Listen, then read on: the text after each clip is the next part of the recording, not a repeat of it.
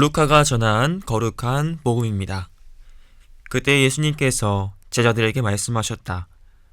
사람의 아들의 날에도 노아 때와 같은 일이 일어날 것이다. 노아가 방주에 들어가는 날까지 사람들은 먹고 마시고 장가들고 시집가고 하였는데 홍수가 닥쳐 그들을 모두 멸망시켰다. 또한 롯 때와 같은 일이 일어날 것이다. 사람들은 먹고 마시고 사고 팔고 심고 짓고 하였는데 롯이 소돔을 떠난 그날에 하늘에서 불과 유황이 쏟아져 그들을 모두 멸망시켰다. 사람의 아들이 나타나는 날에도 그와 똑같을 것이다.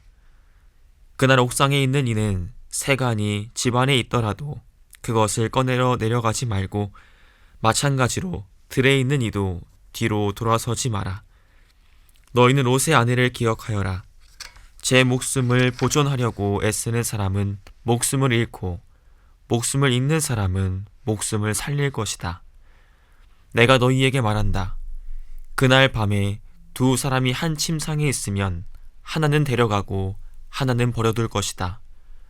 두 여자가 함께 맷돌질을 하고 있으면 하나는 데려가고 하나는 버려둘 것이다.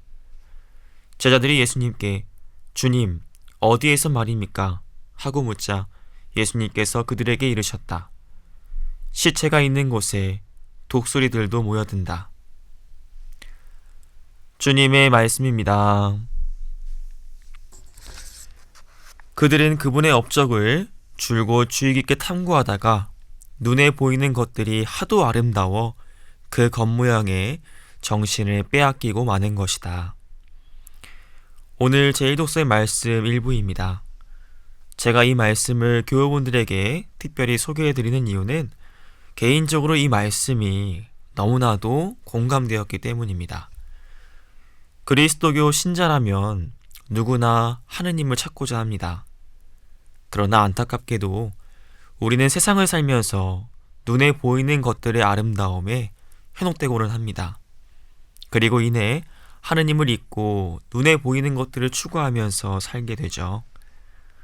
오늘 복음에서 예수님께서는 우리가 세상에서 쉽게 현혹되는 것들을 나열하십니다. 먹고 마시는 행위, 장가들고 시집가는 행위, 사고 파는 행위, 심고 짓는 행위가 그것입니다. 여기서 먹고 마시는 행위는 요즘의 먹거리 문화, 음주 문화를 지칭한다고 볼 수도 있겠습니다.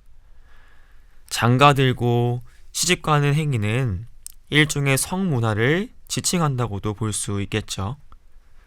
사고 파는 행위는 상행위를, 심고 짓는 행위는 인간의 각종 문명활동을 지칭한다고 볼 수 있을 겁니다. 사실 예수님께서 나열하신 이러한 것들은 우리가 세상을 살면서 배제할 수 없는 것들입니다. 인간은 먹고 마시지 않고서는 살아갈 수 없습니다. 또한 성생활, 특히 혼인은 인류의 번성과 사랑의 완성을 위해서 하느님께서 주신 커다란 축복입니다.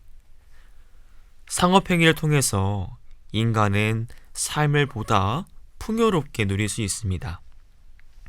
문명활동은 인간만이 가지는 고유하고 귀한 가치입니다.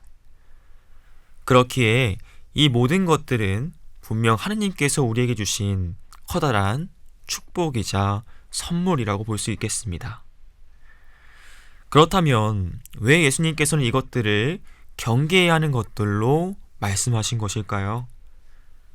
그것은 인간이 하느님께서 주신 선물들을 선물로서 누리지 않고 하느님보다 더 큰 가치로 두는 죄를 저지르기 때문입니다. 미사는 빠져도 친한 교우들과의 친교 모임은 빠짐없이 참석하는 사람들을 보신 적이 있으실 겁니다.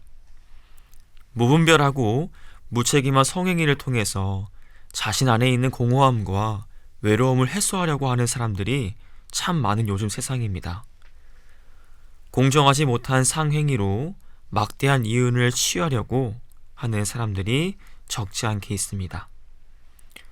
문명의 발전 방향성을 하느님께 두지 않고 인간의 욕구에 두고자 하는 움직임이 계속해서 이루어지고 있습니다. 노아의 홍수 때 멸망한 사람들, 소돔에서 불과 유황의 재앙을 맞은 사람들, 이들이 멸망한 이유는 하느님께서 주신 선물들을 마치 하느님인 것 마냥 여겼기 때문이었습니다. 그들은 하느님의 목소리에 귀를 기울이지 않았고 그분의 경고에 아랑곳하지 않았습니다. 그들의 머리와 마음에는 하느님께서 들어가실 자리가 없었습니다. 그렇기에 그들은 멸망할 수밖에 없었습니다. 영원하신 하느님을 추구하지 않고 언젠가는 썩어 없어질 것들에 몰두한 이들의 말로는 참으로 비참했습니다. 사랑하는 교우 여러분, 혹시 하느님보다 하느님께서 여러분에게 주신 선물들에 더 집착하고 계시지는 않나요? 눈에 보이는 것들에 여러분의 마음을 빼앗기고 계시지는 않습니까? 만약 내가 그러고 있다는 생각이 드신다면 하느님께로 여러분의 눈과 마음을 다시금 돌리시길 바랍니다. 눈에 보이는 모든 것들은 하느님께서 당신의 현존을 느끼라고, 당신을 찬미하라고 우리에게 주신 것들이지 그것 자체를 숭배하라고 주신 것들이 아니기 때문입니다. 그냥 난 내가 좋다.